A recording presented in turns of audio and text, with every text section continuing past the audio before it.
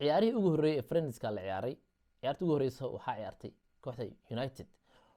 ciyaartooyga ee la soo wareegtay ee Mason Mount ee kala soo wareegtay kooxda Chelsea ayaa ciyaaray ciyaartii ugu horreysay laakiinse taageerayaasha Chelsea ayaa waxay ka qoslayaan goyska dambe United waxay isdhahayeen ciyaartooyga la soo wareegteen waa ciyaartooy booskii Scholes camal bedeli karaan laakiin ciyaartii ugu horreysay laguma qiimeyn karo ciyaartii ugu horreysay qaladaad badan uu sameeyay marka taageerayaasha reer Chelsea markay daawadaan ciyaarta qosol ay ka bixi waayeen sidoo kale Kai ayaa kooxda Arsenal u ciyaaray markii ugu horreysay